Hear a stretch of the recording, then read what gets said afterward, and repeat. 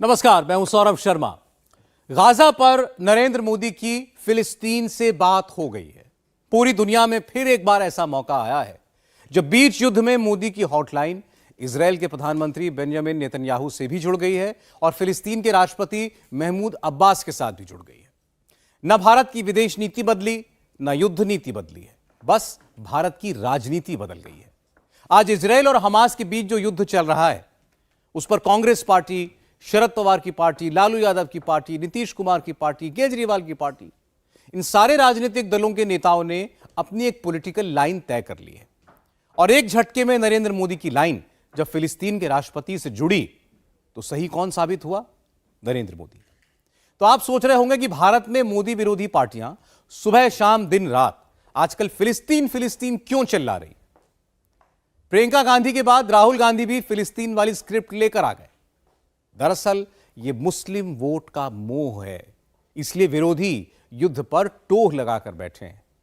तो क्या विधानसभा चुनाव और लोकसभा चुनाव का सबसे बड़ा मुद्दा गाजा, फिलिस्तीन, इजरायल, हमास यह बन गया है?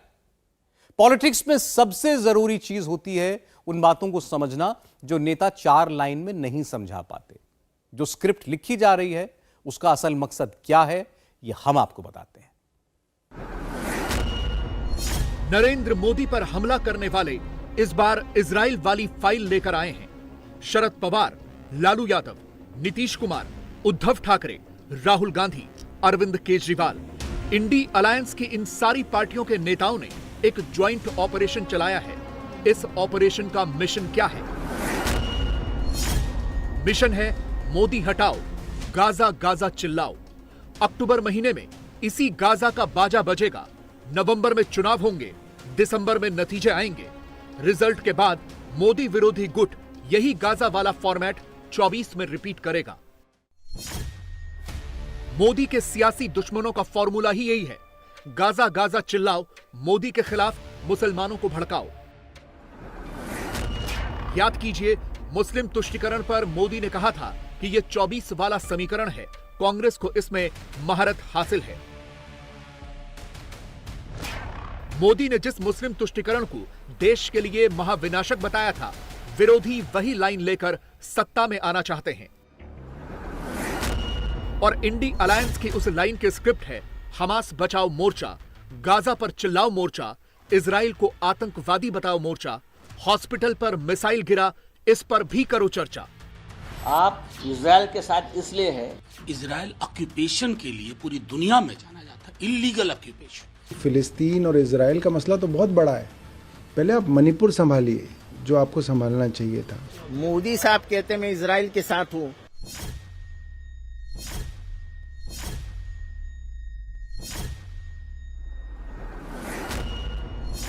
मोदी ने इजराइल का सपोर्ट किया तो उद्धव ठाकरे की पार्टी के नेता ने उसमें ईवीएम मशीन को टेम्पर करने वाला एजेंडा क्यों ढूंढ लिया? पेगासस वाला टेप शुरू क्यों कर दिया? कि आपको ईवीएम मशीन टेम्पर करने का टेक्नोलॉजी आपको इजराइल से मिला है, पेगासस आपको इजराइल से मिला है। मोदी ने खुलकर आतंकवाद का जिक्र किया तो कांग्रेस के नेताओं ने हमास के आतंकियों को निर्दोष कहना क्यों शुरू कर दिया? इजराइल जिस तरीके से फिलिस्तीन में निर्दोष नागरिकों की हत्या कर रहा है,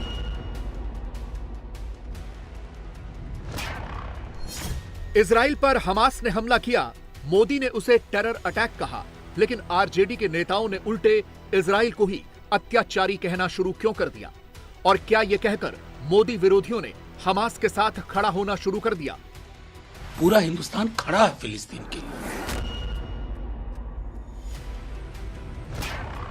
जिस हमास को दुनिया आईएसआईएस से भी खतरनाक आतंकवादी संगठन कह रही है, आम आदमी पार्टी के नेता उस हमास को क्लीन चिट देने की कोशिश क्यों कर रहे हैं? इतना कॉम्प्लिकेटेड क्यों फील कर रहे हैं? देखिए, मैं ये मानता हूं कि चाहे हमास हो, आईएसआईएस हो,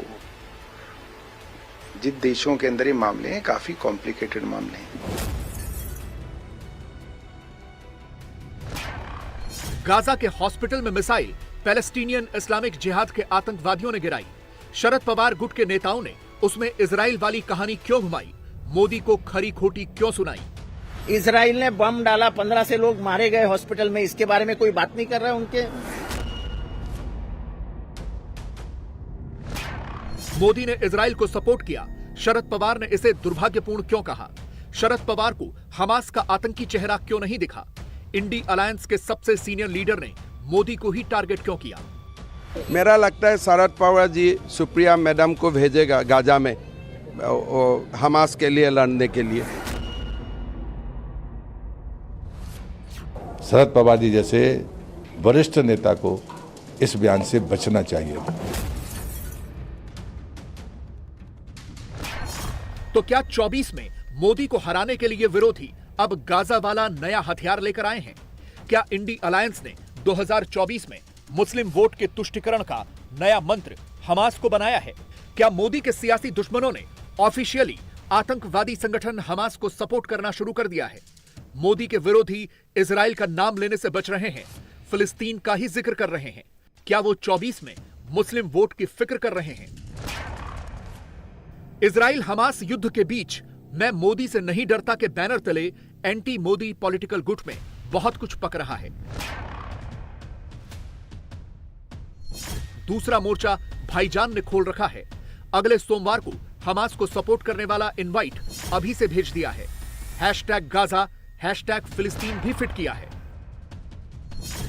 एक इनवाइट जमीयत उलेमाए हिंद ने भी भेजा है। शुक्रवार को क्या करना है, कैसे करना है, बाकायदा पोस्टर बनाकर बताया है। वी स्टैंड विद पैलेस्टाइन वाले हैशटैग के साथ फिलिस्तीन की आड़ में हमास को कैसे सपोर्ट करना है, पूरा खाका सोशल मीडिया पर परोसा है। लाओ मासूम बच्चों को और औरतों को और बहनों को। रसूल की इज्जत के लिए हर शहर करबला बन जाएगा।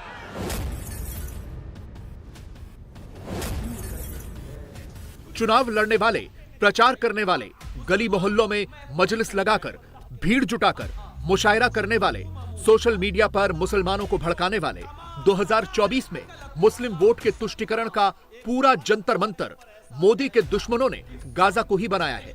कोई रो रो कर माहौल बना रहा है, कोई अभी से डरा धमका रहा है। सब कैमरे पर हो रहा है। मौला उनका दर्द नहीं देखा जाता, उनकी तकलीफ नहीं देखी जाती, मौला उनकी खाने पीने के हालात नहीं देखे जाते। मौला जालिम ने पानी तक बंद कर दिया है। मौला जालिम इस्राइल को हलाक फरमा दे, कैफरे किरदार तक पहुंचा दे, और उस जालिम के साथ जितने जालिम जुड़े हुए मौला वक्त के फिरौनों को कैफरे किरदार तक पहुंचा दे। अब तक तो तारीख में एक करबला दिखा है, रसूल की इज्जत के लिए हर शहर करबला बन जाएगा। मोदी विरोधी गुट ने देश के कोने कोने में मिशन गाजा लॉन्च कर दिया है। तस्वीरें हैदराबाद से आई हैं। देख लीजिए, एक मस्जिद के बाहर इजराइल के झंडे के साथ क्या सलूक किया गया है। सेम टू सेम यही पैटर्न कांग्रेस शासित कर्नाटक में भी दिखा। वहां तो हमास के चाहने वालों ने बाकायदा QR कोड वाले पोस्टर दिखाए, इजराइल में खून बहाने वाले हमास के आतंकियों के लिए चंदे जुटाए। मुस्लिम वोट का ऐसा प्रेम है कि उसके चक्कर में इंडी अलायंस और उसके समर्थक देश के लिए क्या फायदेमंद है वो भूल गए और अपना नफा गाजा में ढूंढ लिया, हमास में ढूंढ लिया। प्रियंका गांधी का यह ट्वीट देखिए। गाजा में आतंकवादियों की मिसफायर हुई मिसाइल हॉस्पिटल के पार्किंग लॉट में आकर गिरी। प्रियंका ने फट से बिना फैक्ट चेक किए गाजा में बहुत बुरा हुआ, बच्चों की जान गई, गाजा में तबाही आ गई वाली स्क्रिप्ट चिपका डाली। लेकिन इसमें कहीं से भी इजराइल पर हुए आतंकी हमले का जिक्र तक नहीं था। प्रियंका ने यह ट्वीट तब किया जब यह कंफर्म हो गया कि मिसाइल इजराइल ने नहीं, पैलेस्टीनियन इस्लामिक जिहाद के आतंकियों ने गिराई थी। लेकिन प्रियंका के ट्वीट में लिखे गए शब्दों पर ध्यान देने पर पता चलता है कि उन्होंने हमास को ही विक्टिम बता दिया, PIJ को क्लीन चिट दे दी, इजराइल को दोषी ठहरा दिया। प्रधानमंत्री जब यह कहते हैं कि कांग्रेस की पहली और आखिरी नीति तुष्टीकरण ही है, तो गलत नहीं कहते। और इसका अंदाजा आप इसी बात से लगा लीजिए कि 7 अक्टूबर को इजराइल पर हमास के आतंकियों ने हमला किया। प्रियंका ने उस हमले पर अभी तक एक भी ट्वीट नहीं किया है, कुछ भी नहीं लिखा है, जबकि गाजा में आतंकियों की गिराई हुई मिसाइल पर प्रियंका ने फट से वोट बैंक वाली लाइन पकड़ ली। मोदी जैसे ही इजराइल का नाम लेते हैं, कांग्रेस के नेता वायलेंट हो जाते हैं, मणिपुर तक पहुंच जाते हैं, लेकिन हमास पर साइलेंट हो जाते हैं और अगर कुछ कहते भी हैं तो एक लाइन बोलकर आगे बढ़ जाते हैं। कांग्रेस पार्टी आतंकवाद के खिलाफ है, आतंकवाद के खिलाफ थी, और इजराइल जिस तरीके से आतंकवाद के नाम पर फिलिस्तीन में निर्दोष नागरिकों की हत्या कर रहा है, उसकी मैं निंदा करता हूं। जिस तरह अस्पताल में धमाका हुआ वो दुखी करने वाला है। कांग्रेस के मुस्लिम वोटों के तुष्टीकरण का एक और सैंपल देखिए। कांग्रेस अध्यक्ष ट्विटर पर लंबी चौड़ी स्क्रिप्ट लिखते हैं, वो भी बिना फैक्ट चेक किए। गाजा में गिरी मिसाइल के लिए एक तरह से हमास और पीआईजे को कवर फायर देते हैं। इशारों इशारों में इजराइल को ही ब्लेम करते हैं। 7 अक्टूबर के नरसंहार पर सिर्फ चंद शब्द लिखते हैं, लेकिन फिलिस्तीन पर पूरी की पूरी स्पीच दे डालते हैं। हमास को एक ऐसा ही कवर फायर शरद पवार ने दिया। मोदी ने जब इजराइल के समर्थन में ट्वीट किया तो शरद पवार ने उसे दुर्भाग्यपूर्ण बता दिया। भारत को इजराइल का नहीं, फिलिस्तीन का साथ देना चाहिए था, ये तक कहा। जवाब देने बीजेपी के नेताओं को आगे आना पड़ा। पीयूष गोयल ने तो ये तक कह दिया कि आतंकवाद के मुद्दे पर जो लाइन भारत ने ली, उस लाइन से इंडी अलायंस के नेताओं को इतनी दिक्कत क्यों है, वो हमास समर्थक क्यों बने बैठे हैं। हमारा राहुल बाबा ने कांग्रेस का मीटिंग बुलाया और कांग्रेस ने मीटिंग बुला के ये नहीं बोला हम इजराइल का साथ है, उन्होंने मीटिंग बुला के बोला हम पैलेस्टाइन का साथ है, मतलब हम हमास का साथ है। ये हमास क्या है? एक आतंकवादी संगठन है। असम के सीएम पहले दिन से कांग्रेस की तुष्टीकरण वाली मानसिकता पर हमला कर रहे हैं। गाजा में बैठे हमास का बाजा बजाने वाले नेताओं को टारगेट कर रहे हैं, शरद पवार तक को घेर रहे हैं। और ये देखकर इंडी अलायंस के नेता अब इजराइल में ईवीएम टैंपरिंग और पेगासस ढूंढने लगे हैं, मोदी को कोसने लगे हैं। विश्व में क्या चल रहा है उनसे लोग वाकिफ नहीं है। ये जो है तुम्हारे असम के मुख्यमंत्री, ये तो एक जमाना में कांग्रेस के सिपाही सलाहकार रहे हैं बड़े। देवेंद्र जी, भाई देवेंद्र जी, किसको हमास में भेजना है और किसको अलकायदा में भेजना आप तय नहीं करेंगे। पहले देश को बचाइए। इजराइल और पैलेस्टाइन के संघर्ष में एक भूमिका हमारी देश की रही है, वो एक बार समझ लीजिए। सरकारें बदली फिर भी भूमिका नहीं बदली। आप इजराइल के साथ इसलिए है कि आपको ईवीएम मशीन टेम्पर करने का टेक्नोलॉजी आपको इजराइल से मिला है, पेगासस आपको इजराइल से मिला है, और ऐसी बहुत सी बातें आपको इजराइल से मिली हैं, इसलिए आप ये कर रहे हैं। फिलिस्तीन पे उतनी क्लैरिटी किसी को नहीं थी। और हाँ, थोड़ा हाइफन रखिए हमास और फिलिस्तीन के बीच में। और इजराइल ऑक्यूपेशन के लिए पूरी दुनिया में जाना जाता है, इलीगल ऑक्यूपेशन। क्या आपकी समझ नहीं है? अस्पताल पे बॉम्बिंग हो रही है और हमारे यहाँ ये राजनीति हो रही है। अमन हिमांटो जी का जो कहना है कि सुप्रिया, ये भाषा है एक ह्यूमैनिटेरियन क्राइसिस। आप ह्यूमैनिटेरियन क्राइसिस पे डोमेस्टिक रोटी सेकना चाह रहे हो। छी, शर्म आनी चाहिए। एक बार रिविजिट करिए फिलिस्तीन को लेकर के देश का क्या नजरिया रहा है। पूरा हिंदुस्तान खड़ा है फिलिस्तीन के लिए। जो लोग मुस्लिम वोट बैंक के चक्कर में मोदी को कोसते हैं, वो ये भूल जाते हैं कि अगर इजराइल के पीएम मोदी को फोन मिलाते हैं, हमले की एक एक डिटेल बताते हैं, तो मोदी फिलिस्तीन के राष्ट्रपति से भी बात करते हैं, गाजा में मारे गए लोगों के प्रति संवेदना जताते हैं, हर तरह के आतंकवाद और हिंसा की निंदा भी करते हैं। इजराइल फिलिस्तीन के मुद्दों पर सालों से चला आ रहा भारत का पक्ष भी रखते हैं, लेकिन मोदी के दुश्मन उसमें हमास वाला एजेंडा फिट करके बैठ जाते हैं, घात लगाकर हमला करते हैं, यहां तक कि झूठ भी फैलाने लगते हैं। मोदी साहब कहते हैं मैं इजराइल के साथ हूं और उनका परराष्ट्र मंत्रालय कहता है कि हम लोग पैलेस्टाइन के साथ हैं। तो अंदर बैठ के तो एक बार डिसाइड कर लो कौन किसके साथ है। इजराइल ने बम डाला, 15 से लोग मारे गए हॉस्पिटल में, इसके बारे में कोई बात नहीं कर रहा है। उनके युद्ध नीति में चलता है कि हॉस्पिटल पे बॉम्बिंग।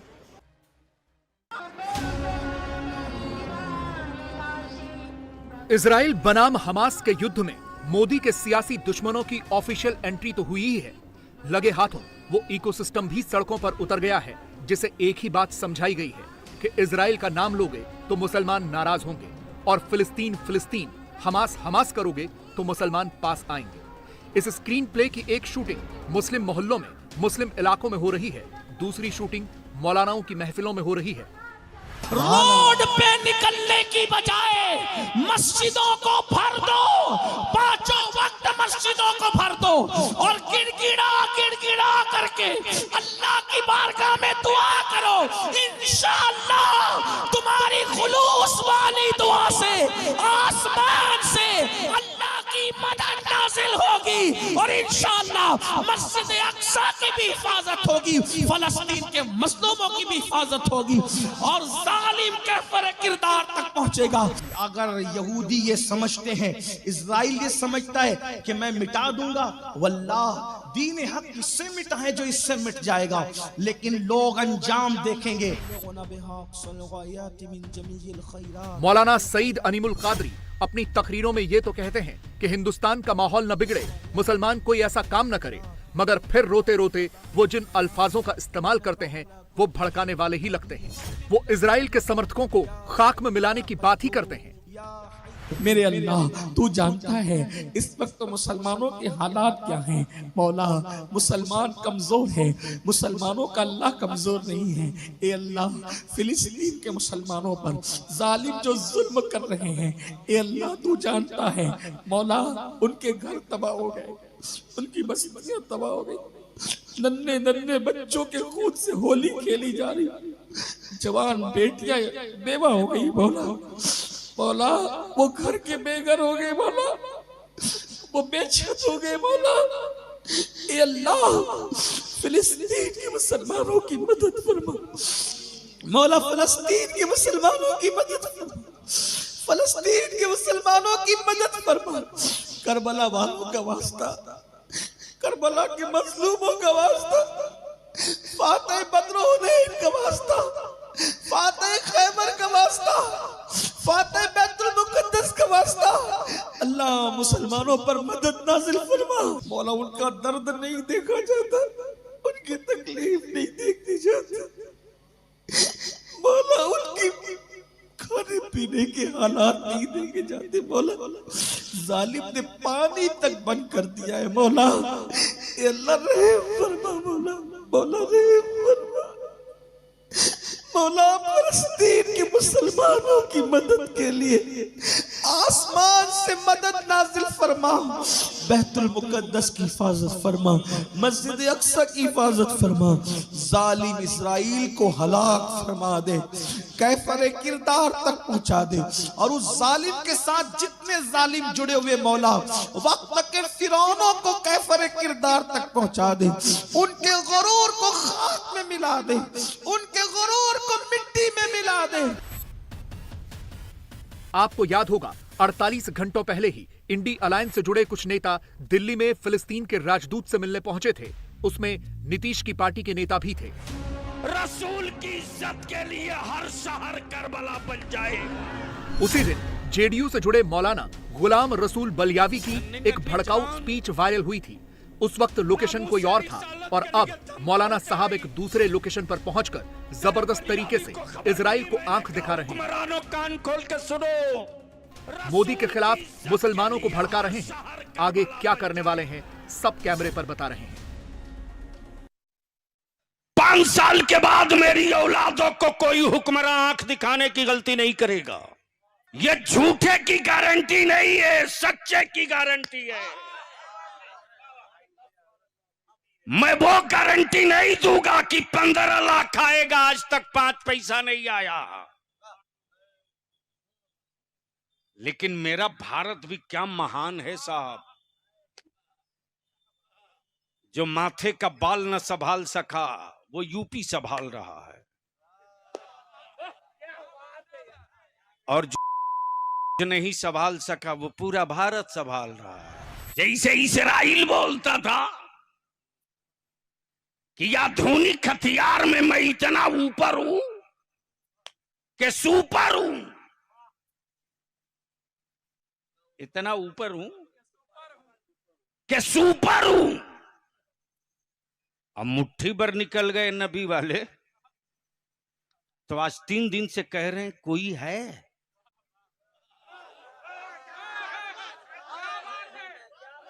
बोल सकते हो तो बोल लो, डरने वाली कौम नहीं है तो बोल लो।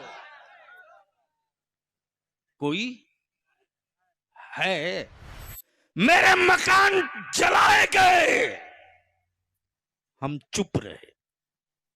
मेरे नबी की इज्जत पे हाथ डालोगे ना, मेरे रसूल की इज्जत पे हाथ डालोगे तो अब तक तो तारीख में एक करबला दिखा है, रसूल की इज्जत के लिए हर शहर करबला बन जाएगा। मौलाना गुलाम रसूल बलियावी इस वक्त अकेले नहीं हैं। गाजा के नाम पर हमास वाला बाजा बजाने वाले कई सारे किरदारों को काम पर लगा दिया गया है। सबको एक ही ऑर्डर दिया गया है, अक्टूबर में जी भरकर गाजा गाजा चिल्लाओ और 24 के लिए मुस्लिम मोहल्लों में अभी से माहौल बनाओ। इजराइल में बड़ी जंग कभी भी बढ़ सकती है, क्योंकि खुद इजराइल के डिफेंस मिनिस्टर ने अपने सैनिकों से कहा है कि तैयार रहो। इजराइल के लिए एक तरफ हमास है, दूसरी तरफ हिजबुल्लाह है, जहां नॉर्दर्न बॉर्डर पर उसकी हिजबुल्लाह के आतंकवादियों से छिटपुट झड़पें चल रही हैं। लेकिन अब यह 24 घंटे की बड़ी जंग होने वाली है, क्योंकि इजराइल गाजा पट्टी में दाखिल होने वाला है। सवाल यह है कि क्या हिजबुल्लाह खुलकर हमास के समर्थन में आएगा? वैसे तो वो अभी भी है, लेकिन क्या वो खुलकर इजराइल के खिलाफ युद्ध में कूदेगा? हिजबुल्लाह को मालूम है कि जब उसने पिछली बार 17 साल पहले यह गलती की थी तो बहुत बुरी तरीके से हार हुई थी। लेकिन यह भी सच है कि इन 17 वर्षों में हालात बहुत बदल गए। फिलहाल अभी ऐसा लग रहा है कि बड़ी जंग छिड़ने ही वाली है।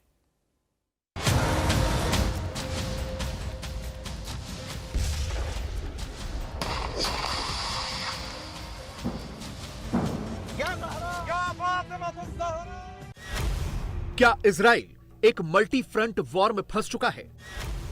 क्या इजराइल पर हिजबुल्लाह फुल फ्लेज्ड अटैक करने वाला है? क्या ईरान के कहने पर लेबनान का हिजबुल्लाह इजराइल पर हमला करेगा? क्या अब अमेरिका भी सीधे इजराइल के साथ जंग में आने वाला है? ये वो सवाल हैं जिनका जवाब इस वक्त पूरी दुनिया में तलाशा जा रहा है। लेकिन फिलहाल इजराइल और मिडिल ईस्ट की स्थिति क्या है, यह समझ लीजिए। यह इजराइल है जो इस वक्त गाजा पट्टी पर कब्जे की जंग लड़ रहा है, यहां हमास से भिड़ रहा है। दूसरी तरफ इजराइल के नॉर्थ में यह लेबनान है, जिसका आतंकी संगठन हिजबुल्लाह इजराइल के उत्तरी बॉर्डर पर हमले कर रहा है। हिजबुल्लाह की कोशिश यह है कि इजराइल का ध्यान इस नॉर्थ के बॉर्डर पर भी भटकाया जाए, ताकि वो गाजा पट्टी के अंदर दाखिल न हो सके। और इन दोनों ही आतंकी संगठनों का कॉमन पॉइंट है ईरान। हिजबुल्लाह तो ईरान ने ही खड़ा किया, हमास को भी ईरान की ही मदद मिलती है।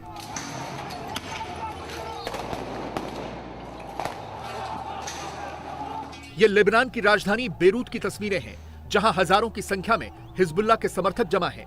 सुरक्षा बल उन्हें पीट पीट कर भगा रहे हैं।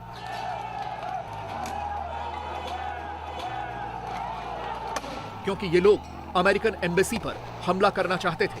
अमेरिकन एम्बेसी के बाहर हजारों हिजबुल्लाह समर्थक आए और खूब हंगामा किया। पूरे बेरूत में इन्होंने दंगा किया हुआ है, आगजनी की हुई है। इसी के बाद बहुत से देशों ने अपने नागरिकों को लेबनान नहीं जाने और वहां से जल्द निकलने की सलाह दी है। इन देशों में अमेरिका, ब्रिटेन, फ्रांस, ऑस्ट्रेलिया और अब सऊदी अरब भी शामिल हो चुका है। यानी ये देश मान रहे हैं कि जल्द ही लेबनान में बड़ा युद्ध छिड़ सकता है। इसीलिए ये देश अपने नागरिकों को जल्द से जल्द लेबनान छोड़ने को कह रहे हैं। इजराइल और अमेरिका के खिलाफ जितनी नफरत लेबनान के अंदर है, उतनी ही बॉर्डर पर भी दिख रही है। ये तस्वीरें हिजबुल्लाह ने ही जारी की हैं, जिसमें इजराइल के नॉर्थ बॉर्डर पर हिजबुल्लाह की anti tank guided missile Israel के एक टैंक को निशाना बना रही है। यह घटना 16 अक्टूबर की बताई जा रही है। हिजबुल्लाह बॉर्डर पर लगातार इजराइल के टैंकों और सैनिकों को निशाना बना रहा है और उनके वीडियो जारी कर रहा है। इस वीडियो में हिजबुल्लाह का रॉकेट इजराइल के एक वाहन को हिट कर रहा है। इजराइल ने लेबनान बॉर्डर के अपने 28 कस्बे और दर्जनों गांव खाली करवा दिए हैं। जवाब इजराइल भी दे रहा है। इजराइल ने हिजबुल्ला के ठिकानों पर हमले किए हैं। इजराइल डिफेंस फोर्सेस ने लेबनान में हिजबुल्ला के ठिकानों पर एयर स्ट्राइक्स की हैं। 7 अक्टूबर से अब तक हिजबुल्ला ने इजराइल के कई सैन्य पोस्ट पर हमला किया। हिजबुल्ला की तरफ से दर्जनों anti tank guided missile, rocket और मोर्टार छोड़े गए हैं। अभी तक लेबनान बॉर्डर पर इजराइल के 5 सैनिक और हिजबुल्ला के 13 आतंकवादियों की मौत हुई है। इसके अलावा दूसरे आतंकी संगठनों के भी 5 आतंकवादी यहां मारे गए हैं। इजराइल के एक सिविलियन की भी रविवार को इन झड़पों में मौत हुई थी। 2 लेबनानी नागरिक और एक पत्रकार भी इजराइल की शेलिंग में मारा गया है। यानी फिलहाल इजराइल के इस उत्तरी बॉर्डर पर हिजबुल्ला इजराइल पर छोटे छोटे हमले तो कर रहा है, लेकिन ये युद्ध जैसे हालात नहीं हुए। जवाब में इजराइल ने भी लेबनान के बॉर्डर पर टैंक और अपने सैनिक तैनात कर दिए हैं, ताकि अगर हिजबुल्ला इस जंग को आगे बढ़ाता है तो उसे कड़ा जवाब दिया जा सके। लेकिन बड़ा सवाल यह है कि क्या हिजबुल्ला इजराइल के साथ बड़ी जंग करने को तैयार है? कुछ विशेषज्ञों का यह भी मानना है कि हिजबुल्ला अभी इस स्थिति में नहीं है कि वो इजराइल के साथ एक फुल फ्लेज्ड वॉर की सोचे, क्योंकि अगर ऐसा हुआ तो उसके पास खोने के लिए बहुत कुछ है। लेबनान में उसके बहुत से राजनीतिक और बड़े कमर्शियल हित भी हैं। जाहिर तौर पर अगर युद्ध हुआ तो हिजबुल्ला के नेताओं को इन हितों को पीछे छोड़ना पड़ेगा। इसीलिए हिजबुल्ला ऐसे ही छोटे हमले करके इजराइल को उलझा कर रखेगा। अमेरिका पहले ही इस पूरे मिडिल ईस्ट में आ चुका है। अमेरिका अपने 2 नेवी के वॉरशिप्स भेज चुका है। Aircraft carrier group Dwight D Eisenhower और जेराल्ड आर फोर्ड इजराइल की मदद के लिए मौजूद हैं। फिलहाल इन दोनों ही वॉरशिप की तैनाती भूमध्य सागर में कर दी गई है। हालांकि अमेरिका यह साफ कर चुका है कि उसके ये वॉरशिप इजराइल और गाजा के युद्ध में हिस्सा नहीं लेंगे, लेकिन साथ ही यह भी कहा गया है कि ये सीधे सीधे ईरान और हिजबुल्ला को चेतावनी भी है। आइजनहावर एयरक्राफ्ट कैरियर अपने साथ 60 एयरक्राफ्ट लेकर जा सकता है, जबकि फोर्ड एयरक्राफ्ट कैरियर 75 एयरक्राफ्ट अपने साथ ले जा सकता है। इसके अलावा इनमें 2000 मरीन और सेलर भी आराम से तैनात रह सकते हैं। अमेरिका इजराइल की सुरक्षा के लिए कोई कोर कसर बाकी नहीं छोड़ रहा। उसे इस बात का अंदेशा है कि अगर इजराइल पर किसी मुस्लिम देश या आतंकी संगठन ने हमला किया तो उसे क्या करना है। तो ऐसे हालात को देखते हुए हिजबुल्ला बिल्कुल भी इजराइल से भिड़ने की नहीं सोचेगा। और वैसे भी हिजबुल्ला 2006 में जो गलती कर चुका है वो उसे फिर से नहीं दोहराएगा। तब भी वो इजराइल और हमास के बीच युद्ध में कूदा था तो उसे इजराइल ने कड़ा सबक सिखाया था। जून 2006 में इजराइल ने एक फिलिस्तीनी नेता को मारा था, जिसके बाद हमास ने इजराइल के एक सैनिक गिलाद शलीट को किडनैप कर लिया था।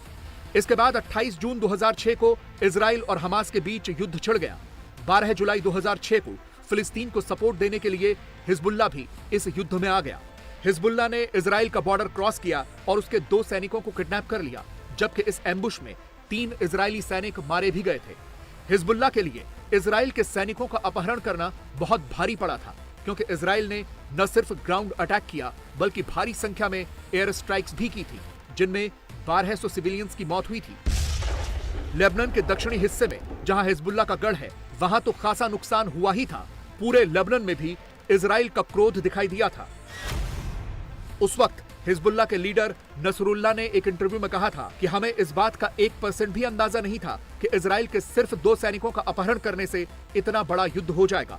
अगर मुझे यह पहले से पता होता कि इस ऑपरेशन से युद्ध छिड़ जाएगा तो मैं ऐसा कभी नहीं करता। लेकिन 2006 के युद्ध के बाद बहुत कुछ बदल चुका है।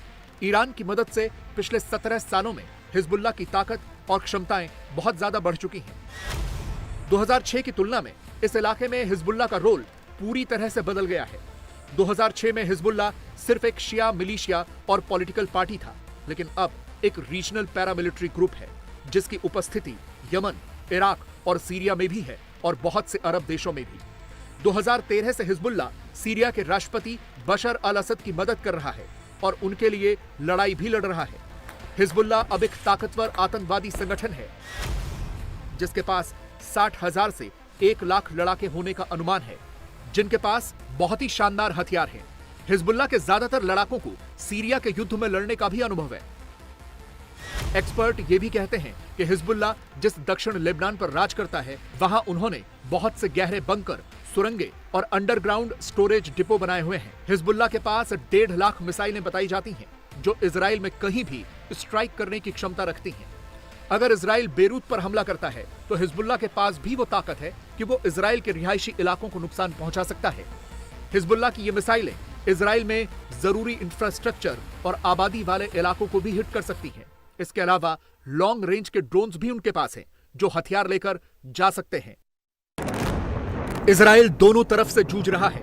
एक तरफ हमास है तो दूसरी तरफ हिजबुल्लाह, और इन सब के बीच ये लग रहा है कि अब बड़ा युद्ध कभी भी छिड़ सकता है।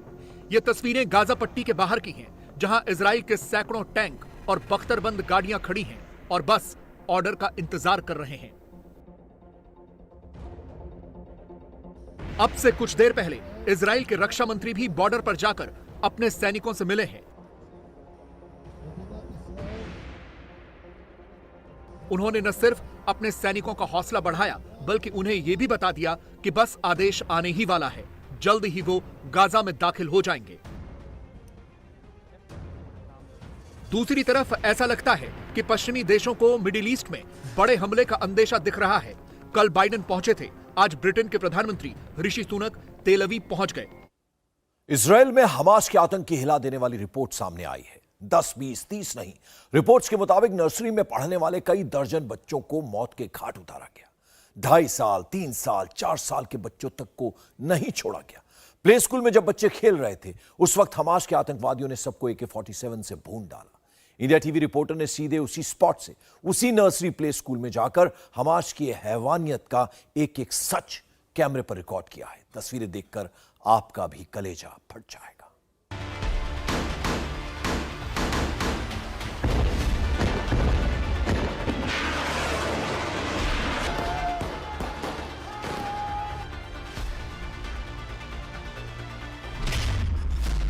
अक्टूबर की सुबह हमास के आतंकियों ने किस तरह से कत्लेआम मचाया, मासूम बच्चों को निशाना बनाया, प्ले स्कूल में मौजूद बच्चों को गोलियों से भून दिया।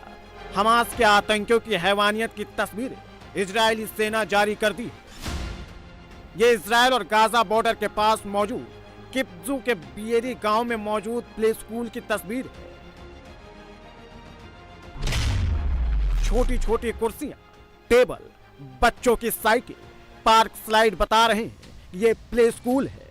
ये तस्वीरें बता रही है कि यहाँ 2 से 4 साल के मासूम बच्चे खेलते होंगे। स्कूल जाने से पहले ABCD और गिनती सीखते होंगे, लेकिन हमास के आतंकियों ने उन्हें मार डाला, गोलियों से भून दिया। यकीनन इन तस्वीरों को देखकर आपकी रूह कांप गई होगी। इजराइल और गाजा बॉर्डर के पास मौजूद किब्ज के बियरी गांव में चारों तरफ सन्नाटा फैला है। घर खाली है। स्कूल हो या फिर मकान या गाड़ियां, चारों तरफ से गोलियों के निशान दिख रहे हैं। तो यहाँ पर आप देख सकते हैं मेरे पीछे, ये सब वो इलाका है जो यहाँ का यूथ सेंटर प्ले स्कूल का है हिस्सा, जहाँ पर बच्चे आते हैं, बच्चे पढ़ाई करते हैं, अलग अलग स्किल्स उनको सिखाए जाते हैं। और ये देखिए, ये एक छोटा सा कमरा है जहाँ पर वे बच्चों के लिए छोटे छोटे, यहाँ पर आप देख सकते हैं कि अंदर कुर्सियाँ भी हैं और यहाँ पर गोलियों के निशान आप देखिए, सिर्फ देखिए गोलियों से छलनी कर दिया यहाँ पर। और जो ये हैवान थे, इन्होंने किसी को नहीं छोड़ा। यहाँ पर तो बच्चे थे, यहाँ पर जिस तरह से इन्होंने गोलियाँ बरसाई हैं, सिर्फ गोलियाँ जो यहाँ पर को नज़र आ रहे हैं, गोलियों के निशान नज़र आते हैं, उससे साफ हो जाता है कि आखिरकार जो हमास के आतंकी थे, किस मानसिकता के साथ वो दाखिल हुए थे। दीवार पर गोलियों के इतने निशान हैं कि आप गिनते गिनते थक जाएंगे, लेकिन ये तो सिर्फ प्ले स्कूल के बाहर की तस्वीर है। लेकिन इसके अंदर की तस्वीर इससे भी ज्यादा भयावह है, जिसे देखकर आप भी दर्द से कराह उठेंगे। आप भी कहने लगेंगे कि भारत से ज्यादा सुरक्षित दुनिया का कोई भी देश नहीं है। इजराइल के किबुत्ज का बियरी गांव गाजा बॉर्डर से महज 10 किलोमीटर दूर है। प्ले स्कूल के गेट पर खून से पूरा फर्श लाल हो गया है। जाहिर है प्ले स्कूल के कर्मचारी आतंकियों को रोकने की कोशिश किए होंगे, लेकिन आतंकी उनकी हत्या कर प्ले स्कूल में घुस गए। प्ले स्कूल के अंदर भी फर्श पर खून के निशान हैं, कुर्सियां बिखरी हुई हैं, चारों तरफ से गोलियों के निशान दिखाई दे रहे हैं।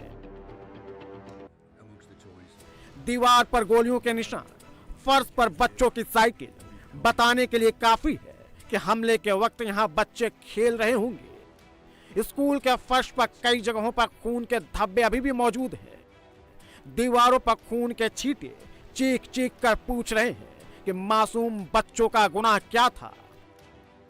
यहां बच्चे पार्क स्लाइड पर खेलते थे, आतंकी यहां भी आ धमके। स्लाइड पर चढ़ने वाली सीढ़ी को तोड़ दिया। दीवार में एक बड़ा सा सुराख दिख रहा है। शायद आतंकी हमले से बचने के लिए यहां से भागने की कोशिश की गई होगी।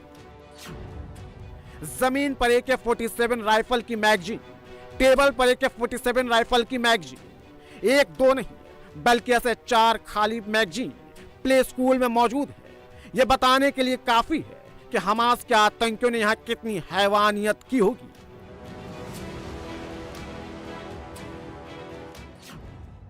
AK-47 की एक मैगजीन में 30 गोलियां होती हैं। प्ले स्कूल में ऐसे 4 मैगजीन दिखे हैं, यानी 120 राउंड फायरिंग आतंकियों ने की है। लेकिन ये तो उन मैगजीन का आंकड़ा है जो स्कूल में मिले हैं। तबाही और गोलियों के निशान बता रहे हैं कि हमास के आतंकियों ने 500 राउंड से ज्यादा फायरिंग की है।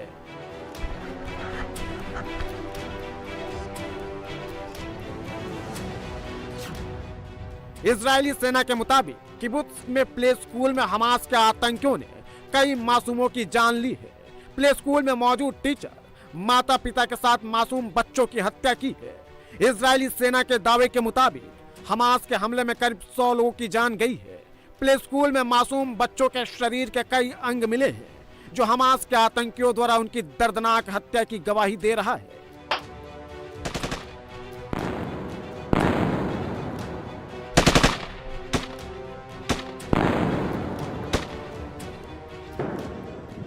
हमास की बर्बरता की तस्वीरों को देखकर आपका गला रूंध गया होगा, दिल दर्द से कराह उठा होगा।